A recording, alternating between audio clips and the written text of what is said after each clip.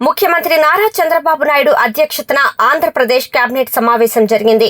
ఈ సమావేశం కీలక నిర్ణయాలతో ముగిసింది. రాజధాని అమరావతికి చట్టబద్ధత కల్పించిన కేంద్ర ప్రభుత్వానికి ప్రధాని నరేంద్ర మోదీకి మంత్రిమండలి ధన్యవాదాలు తెలియజేసింది. ప్రధానంగా అమరావతి నిర్మాణానికి చట్టబద్ధత, సొసైటీలకు మైనింగ్ లీజుల్లో రాయితీలు మరియు విద్యాశాఖలో ఫీజుల నియంత్రణకు ఆర్డినెన్స్ వంటి నిర్ణయాలు తీసుకున్నారు. రాష్ట్ర అభివృద్ధి, పెట్టుబడులు, పరిపాలనకు సంబంధించిన పలు కీలక అంశాలపై చర్చించి నిర్ణయాలు తీసుకున్నారు. పలు పరిశ్రమలు, సంస్థలకు భూ కేటాయింపుల విషయంలో కూడా కేబినెట్ అనుమతులు ఇచ్చింది. మొత్తం 60కి పైగా ఎజెండా అంశాలను పరిశీలించిన కేబినెట్ వాటిలో ముఖ్యమైన వాటికి ఆమోదం తెలిపింది. 16వ రాష్ట్ర పెట్టుబడుల ప్రోత్సాహక మండలిలో చర్చించిన పలు పెట్టుబడి ప్రతిపాదనలకు కేబినెట్ ఆమోదం తెలిపింది.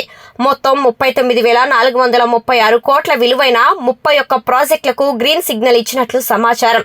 ఈ ప్రాజెక్టులు రాష్ట్రంలో పారిశ్రామిక అభివృద్ధికి దోహదపడనున్నాయి. సొసైటీలకు మైనింగ్ లీజులలో 50% రాయితీ ఇచ్చే ప్రతిపాదనకు ఆమోదం తెలిపింది.